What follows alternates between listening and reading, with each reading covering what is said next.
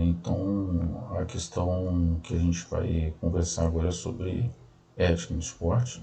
Depois houve uma proposição de trabalho e depois a gente vai tentar colocar alguns exemplos para poder a gente tipo, simular a elaboração do trabalho aqui mesmo e depois vocês, quando terminar a aula, já saírem já habilitados, já qualificados já para fazer esse trabalho que será proposto, né?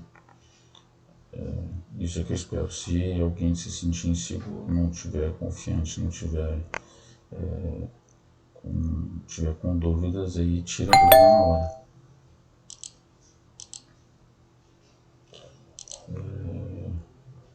Vamos lá. Primeiro aspecto que é importante colocar, que é um autor, acho que em inglês, ele conceitua o conceito de esporte, né? A gente fala de ética de esporte, a gente tem que, de alguma forma, definir quando a gente fala de esporte, do que está falando. Então, hoje em dia, a noção de esporte ela é muito complexa, porque ela pode envolver muitas coisas, até uma pessoa que faz uma caminhada na praia regularmente pode entender que aquilo ali é uma atividade física, como um esporte, né? Que joga frescobol, que costuma fazer uma brincadeira de orientação e tudo mais. Então eu procurei me ater aqui a essa caracterização desse autor que fala sobre esporte competitivo. Daí o primeiro tópico sobre significados de valores do e no esporte. Então a gente fala de valores do esporte quando a gente está falando sobre valores que são específicos do esporte. A gente está falando das habilidades de jogar futebol, habilidades específicas de jogar determinado esporte. Então, essas habilidades específicas, elas não são realizadas em outras atividades humanas. Então, dizer isso é ir no sentido de diferenciar o esporte de outras coisas, da atividade humana. E o significado no esporte, ou seja, que são intenções, são motivações que são oriundas de fora do esporte, que é projetado para dentro do esporte. Por exemplo, o sentimento de controle da violência. O Estado ou as pessoas têm um sentimento de ver uma prática esportiva menos violenta. Então, quando você compara o boxe olímpico com o boxe competitivo, você vai ver que a exigência de controle da violência no boxe olímpico é muito maior em relação ao outro boxe mais aberto, né? Quase que praticamente não tem nocaute. Não se espera que isso aconteça. E se vocês observarem o esporte no sentido geral, todos eles vão mais ou menos para essa direção. Então,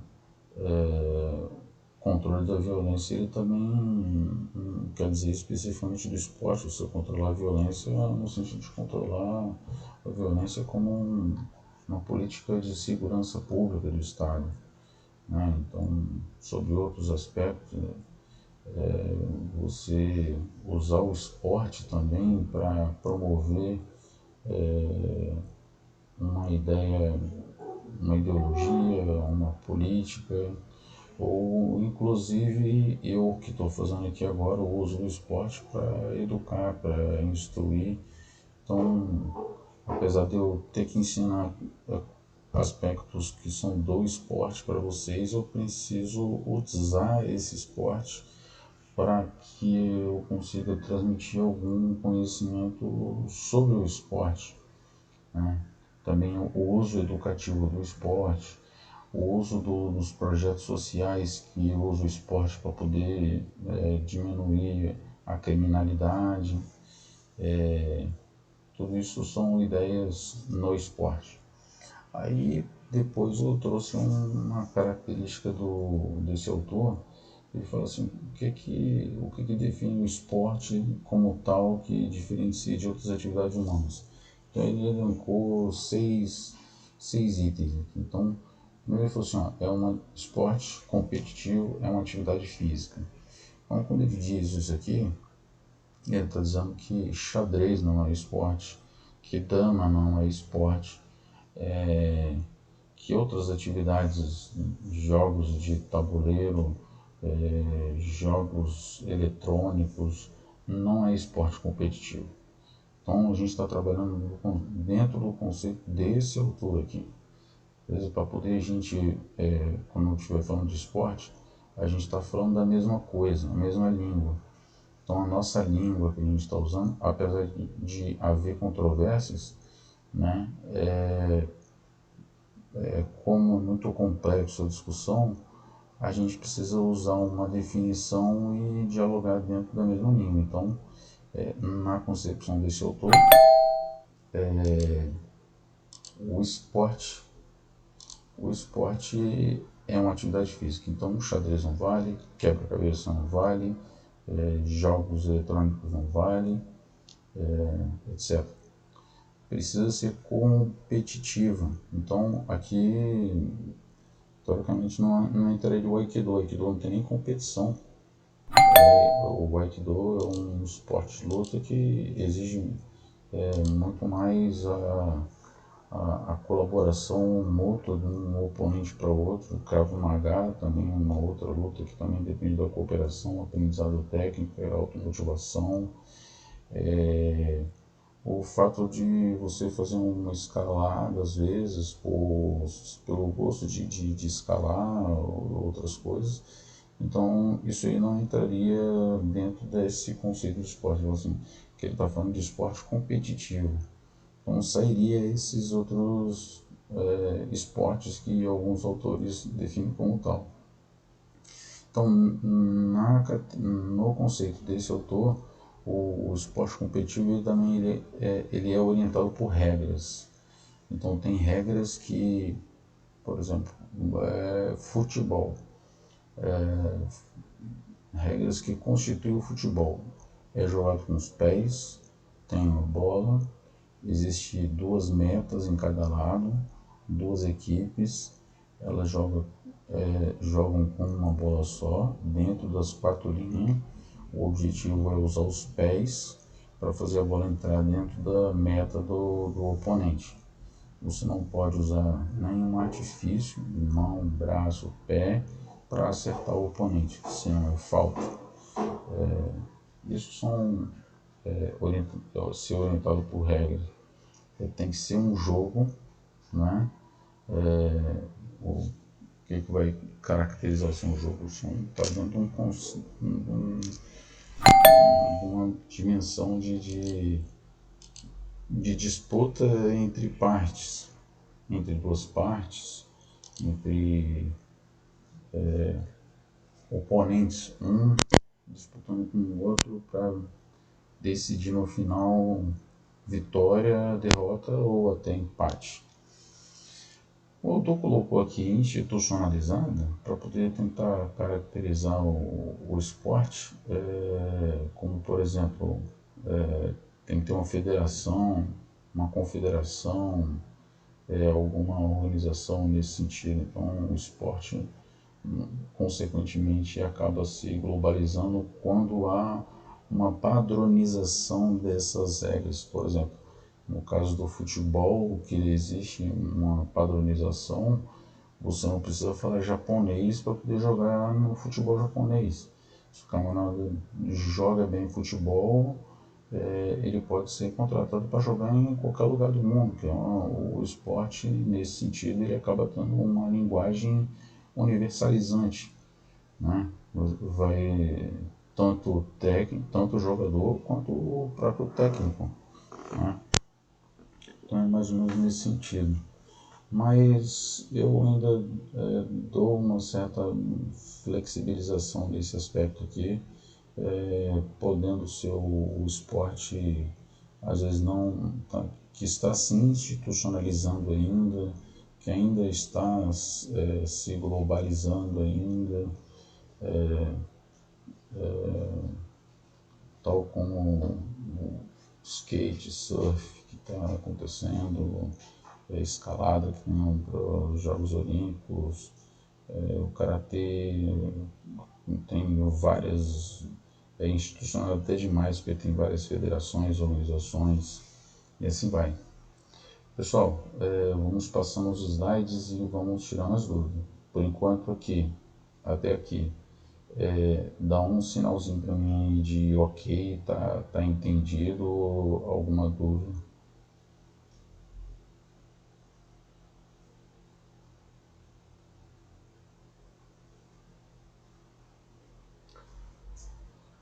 Beleza, vamos para o próximo. Então, o tópico importante a ser retirado do tópico anterior é essa questão do ser orientado por regras. O fato do esporte ser orientado por regras aí que vai entrar a questão da ética do esporte.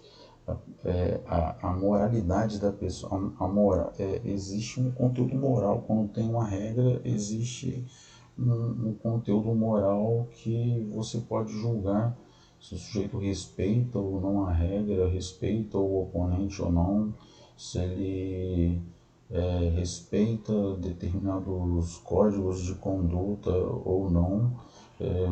Por exemplo, vamos lá dizer de regras, regras da escola, né? Regras no trabalho, regras sociais no sentido geral.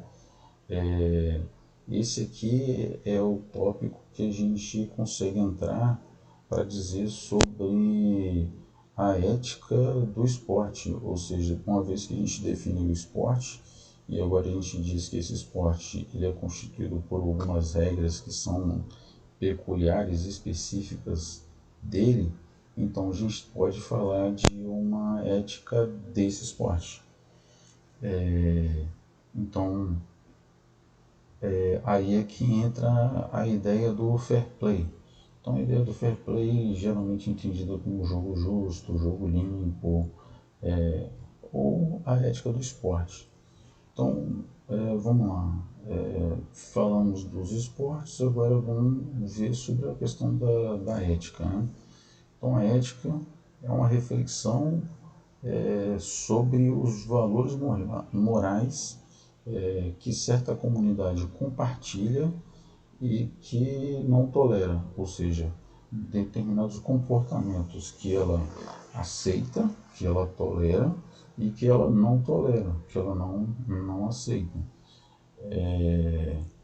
E você vai avaliar o comportamento dessas pessoas dentro dessa constituição dessas regras.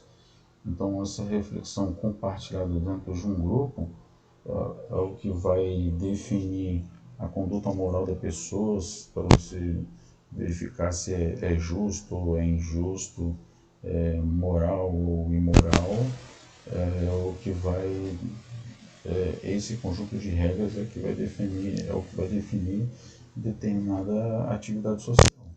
Por exemplo, esse conjunto de regras ela pode ser definida dentro de uma religião, no trabalho, na escola, na família, uma ética familiar, a ética profissional, a ética no sentido geral. E a ética do esporte são orientados pela regra específica daquele esporte. Você fazer uma reflexão sobre a conduta moral de determinados sujeitos que estão praticando aquele esporte, você está realizando uma reflexão ética sobre aquele esporte. Então, existe a moral, que é a conduta, que é o comportamento dentro do jogo, e a ética, que é a reflexão sobre aquele comportamento. Fulano de tal cometeu uma falta que é maldosa, ele fez isso sem o juiz observar, Então o cara fez uma maldade, o cara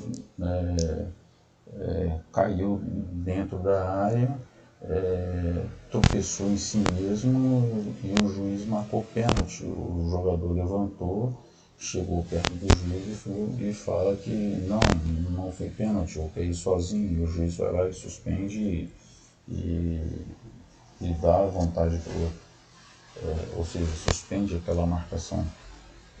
Então, uma série de coisas que a gente vai ver que acontece dentro do esporte que é passível de uma reflexão sobre a conduta moral das pessoas nos mais variados esportes, o que a gente está dizendo aqui de esporte competitivo, que é passível de a gente fazer uma reflexão sobre a conduta moral das pessoas. Por exemplo, a gente pode falar aqui, muitas vezes a gente fala de ética só do jogador. Eu vou dar um exemplo. Quando vai acontecer uma competição de luta, aí coloca-se um de 10 anos de idade para lutar contra um de 15 anos de idade. Onde é que está a responsabilização do fair play nesse caso? Nesse caso, o problema do fair play, da conduta moral, não está no jogador, está em quem está organizando a competição. Então, aí a gente começa a pensar que a arbitragem também tem responsabilidade sobre o fair play, a equipe organizadora também tem uma responsabilidade sobre o fair play. Isso no sentido que vai se tornando cada vez mais abrangente. Agora eu vou abranger mais. Que a Constituição diz que todos têm direito ao acesso ao esporte. E aí temos vários dirigentes políticos e todos que não faz realizar aquilo que em 1988 foi dito, que o esporte é um bem que deve ser partilhado por todas as pessoas. E isso não é verdade. Então, a gente pode falar de responsabilização do fair play dos governantes e dos políticos também, sobre o que eles fazem, ao invés de respeitar os princípios, as leis constitucionais de dar acesso ao esporte, eles preferem fazer outras coisas, senão aquilo que eles prometeram cumprir na hora de assumir um determinado mandato, né? Então, a ética, o que define o que é certo e o que é errado. Então, o que é certo e o que é errado é o que você afirma e o que você nega. Vai marcar certa identidade daquele esporte.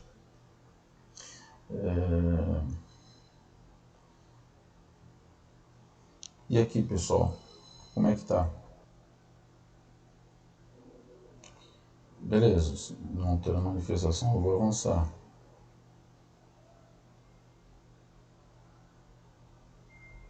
Esperar uma digitação aqui.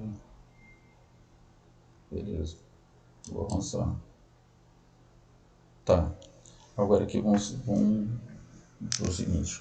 Eu peguei, para fins de facilitar o entendimento, a gente não, tem alguns autores que eles preferem definir o fair play em sentido restrito, que é bem específico do esporte mesmo, que está dentro pensando na ideia de conjunto.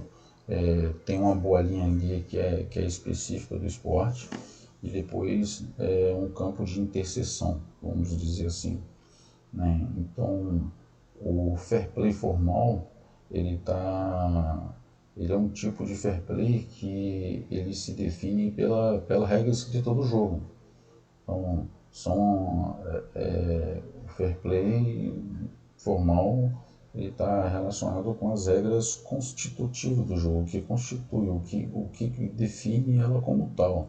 Por exemplo, se é futebol, você não pode usar as mãos. Se é handball, você não pode usar os pés para fazer tempo, fazer gol, no caso. Caso contrário, você transgredindo essas regras do fair play formal, você está agredindo aquilo que constitui a existência daquela atividade. Então a consequência é sempre a punição, sempre está relacionada à punição. Vai punindo, punindo até que esse membro infrator seja expulso. Esse é o fair play formal. Depois a gente vai tentar verificar alguns exemplos aí, de fair play formal. Por exemplo, a moralidade dentro dos esportes, o nível de tolerância entre os diferentes esportes são diferentes para chegar ao ponto de expulsar ou não um membro infrator. Por exemplo, no futebol tem algumas normas, algumas condutas que são toleráveis e intoleráveis em relação à torcida. Então, por exemplo, a torcida pode falar e se manifestar o que quiser, mas recentemente, nos Jogos Abertos da Austrália, uma torcedora na arquibancada apresentou o dedo médio para o Nadal. Ele não entendeu o que aconteceu, perguntou se foi para ele mesmo. A câmera mostrou, identificou a pessoa, a arbitragem identificou a pessoa e mandou que a segurança retirasse essa pessoa do ginásio. Foi expulsa da arquibancada, não poderia permanecer ali. Não sei se vocês viram, mas isso aí é bem recentemente, bem recente mesmo, que aconteceu. Ou seja, quando a gente quer falar de moralidade, então a gente vê que a questão da tolerância e intolerância sobre o que seria um jogador infrator ou não, isso aí vai modificar de acordo com o tipo de esporte, com o contexto, o lugar onde ele está acontecendo ou não. Vai verificar isso aí. Mas, para ficar claro, assim, não ter dúvida, essa primeira afirmação aqui ela é bem simples. Fair play e formal são aquilo que constitui a regra escrita do jogo, o que está na regra, o que está escrito. Aquela famosa frase dos comentaristas de jogo, né, de futebol, que fala assim, a regra é clara, né? Foi falta, é pênalti, não sei o quê, ou seja, está na regra, não tem escapatória, não tem como inventar uma outra interpretação. Usou a mão dentro da área e atrapalhou a jogada, é pênalti, né? Algo desse tipo. Agora tem um fair play que foi diferenciado desse anterior, que a gente chama de fair play informal, ou seja, são regras que existem no jogo, mas que ela não está escrita,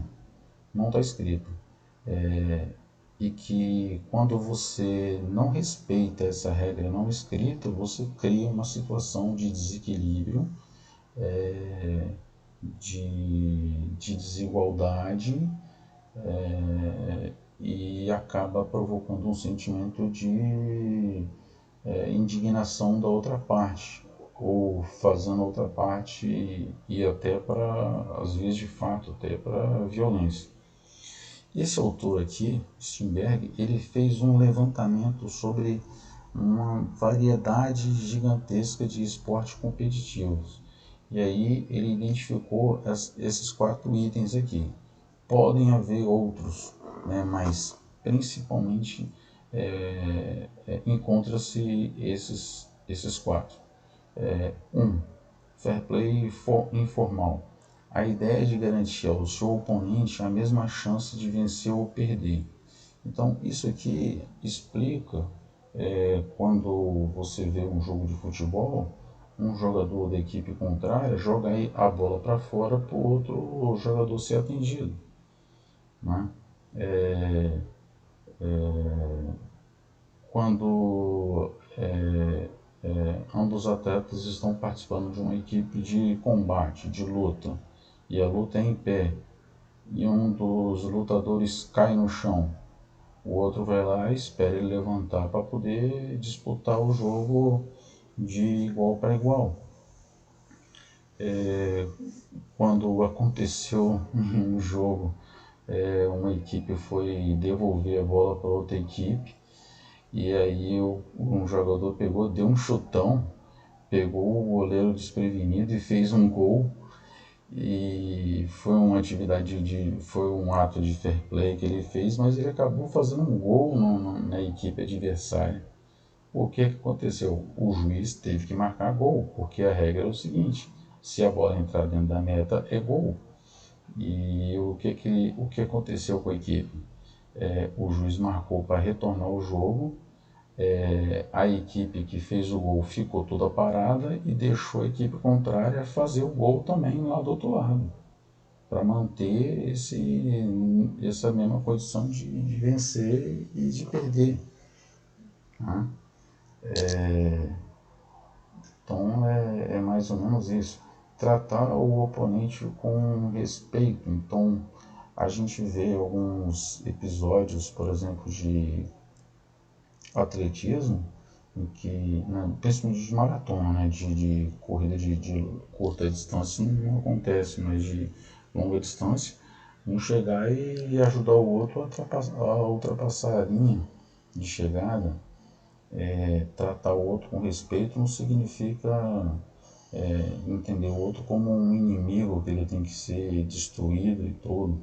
Não é possível você competir dentro do rigor da regra, jogar bonito, mas não trapacear, não usar de meios, vamos dizer assim, ilícitos para se beneficiar, para vencer a partida. Né? A outra noção de fair play informal, que é identificada, jogar sempre componentes com força similar de jogo, né? Foi o exemplo que eu dei lá de dois lutadores, um de 10 anos e outro de 15. Estão na mesma categoria, provavelmente o de 15 vai ganhar. Ou coloca um lutador que é da mesma idade, a mesma categoria, mesmo peso, só que um é faixa preta e o outro é faixa branca.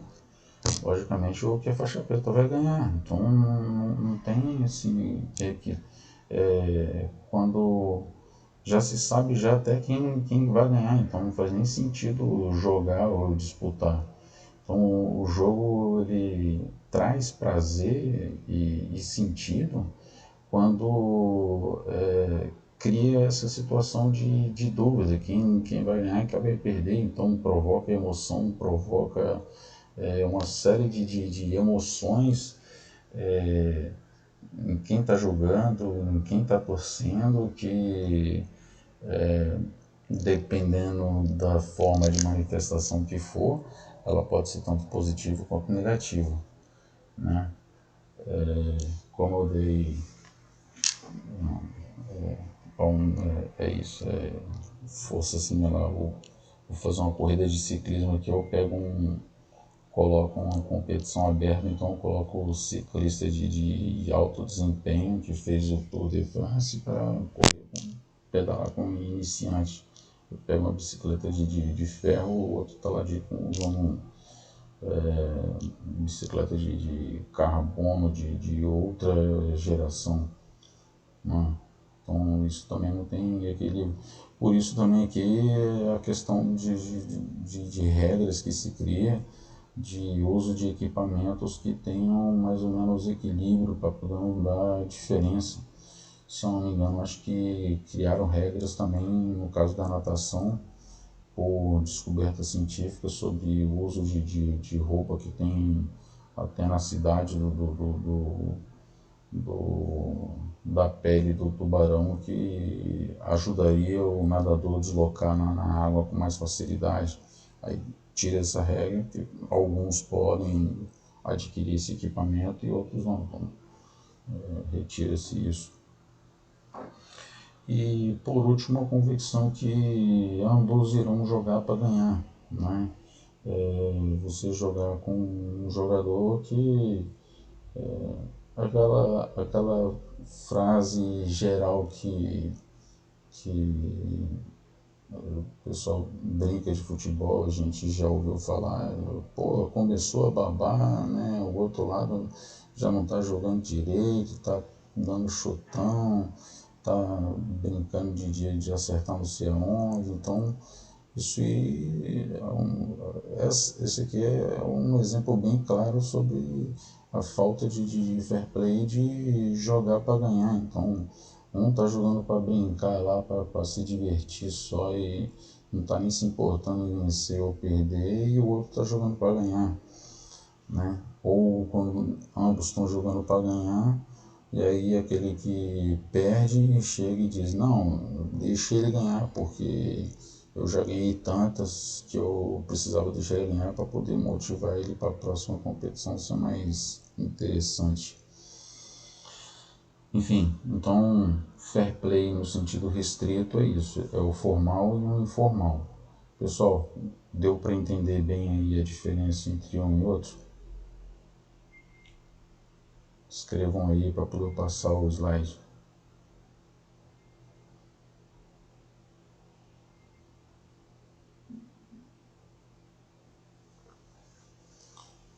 Beleza. Que são interpretados e aplicados em certa forma e tempo.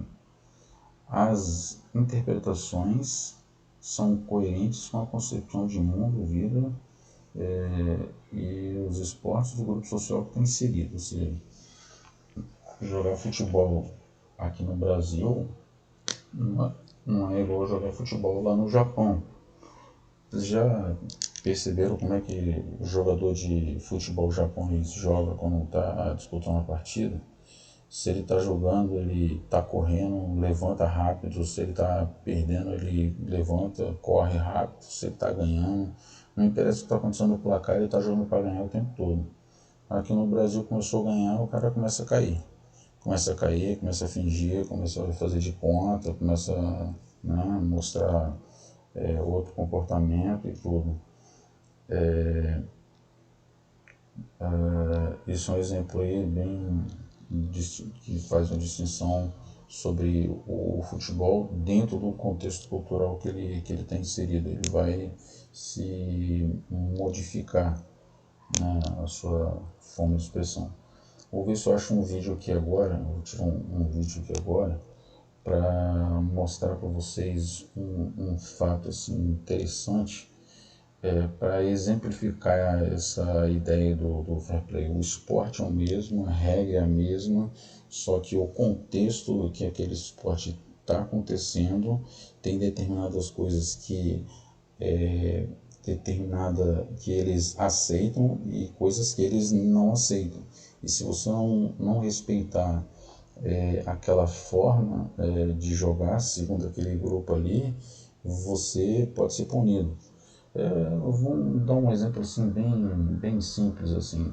Quando você sai da sua casa, tem a sua ética da sua família, o seu ethos familiar.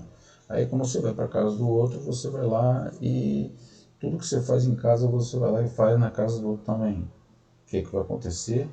Alguma coisa que você faz lá que eles não compartilham, não concordam e você vai ser chamado a atenção de alguma forma, né?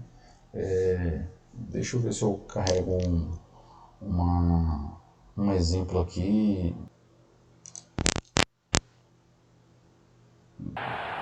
Observe aí a situação.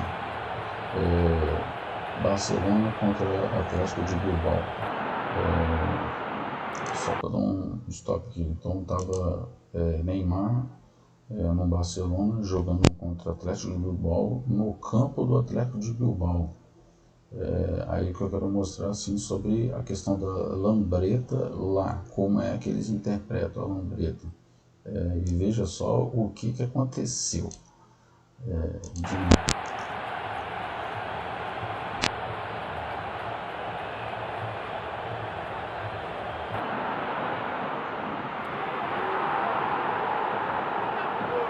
Foi da lambreta, do gol. foi derrubado. Se fosse aqui no Brasil, era falta, né, pro Neymar. Olha a consequência que deu.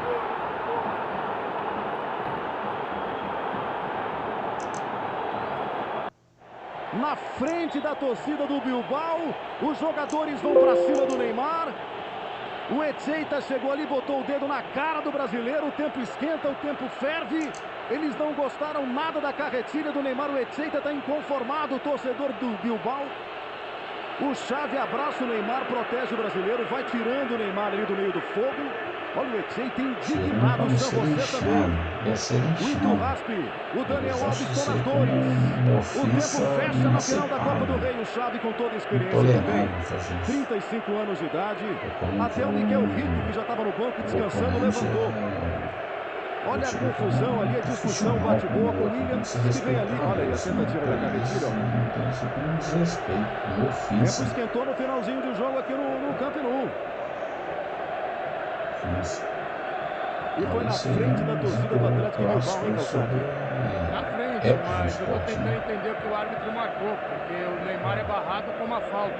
E ele marcou falta inclusive no Neymar. Os comentaristas, né? Esse juiz, quando é para dar vantagem, ele não dá. Comentarista esportivo Pode se discutir. Aqui, assim, na Europa, na Espanha, isso daí eles não aceitam. A gente está acostumado a outros tipos de dribles e a gente aceita isso. Eles não aceitam. O árbitro deu um negócio que ele inventou, porque o Neymar passou e ele sofreu a falta. E aí o jogador não aceita, que é uma humilhação. Pessoal, o que vocês acharam disso? Veja bem o que aconteceu, né? O Neymar sofreu uma falta e a arbitragem foi lá e marcou falta do Neymar. Foi entendido como ofensa, e se os colegas deles não intervieram. Eu quis mostrar aqui a questão do ethos. Então, essa mesma coisa feita aqui no Brasil é entendida de um jeito. Essa mesma coisa feita lá em Bilbao, na frente da torcida de Bilbao, é entendida como ofensa, como desrespeito. Então, todo mundo concorda com o termo respeitar o outro, mas na prática, em termos de atitude, o que você faz, o que você não faz, pode ser entendido como respeito ou desrespeito. Por exemplo, no tatame, no dojo, você entrar de sapato vai ser entendido como um desrespeito total, apesar de você jogar na maioria dos esportes calçado. No esporte de luta é intolerável você colocar o chinelo, pisar de chinelo no tatame. Você vai, isso é um desrespeito total. Salvação. A questão do respeito ao mestre é um valor muito forte nas lutas, e o árbitro das lutas é um mestre. Então, se o atleta ficar descontente com a marcação do árbitro e balançar a cabeça, não concordar ou falar alguma coisa, ele é eliminado, ele é expulso, o juiz vira as costas, vai embora e tchau, acabou, perdeu. Isso está um pouco relacionado com ethos e com a noção de respeito, de fair play. Você vê que a coisa começa a atravessar um pouco, né? Ethos com fair play informal, que a gente falou agora há pouco, né? Que é específico daquele esporte ali, né? Mas, enfim, a ideia que eu quis passar é assim, dependendo do lugar e do contexto e do significado. Por exemplo, a gente está jogando futebol e o objetivo do futebol é confraternização, brincar, jogar bola, se divertir. O pessoal vai se encontrar e vai jogar futebol, independentemente da chuva, porque a chuva não vai atrapalhar a reunião de um determinado grupo para jogar bola. Agora, se esse grupo que se organiza para jogar e tem a finalidade competitiva de disputar para ver quem vai ganhar, quem vai perder, então nesse dia que está marcado para jogar bola, o pessoal não vai se encontrar, porque uma chuva muito forte vai atrapalhar o desempenho, a bola vai correr, vai parar, vai atrapalhar. Se é um voleibol, vai bater, o vento vai bater na bola, a bola vai voar, não vai conseguir bater direito. Eu quero bater com qualidade, fazer medalha, não sei o que. Então, isso que eu estou dizendo é o ethos do esporte. São valores enormes compartilhados dentro daquele grupo, sem deixar de ser aquele esporte. Então, não estou falando de deixar de ser voleibol, deixar de ser futebol, deixar de ser outra coisa, continua sendo, mas só que tem algumas peculiaridades de regra ali que são específicas. Consegui que vocês entendessem o que é ethos no esporte? Ficou claro aí agora? Responda aí. Alô, alô. Oi.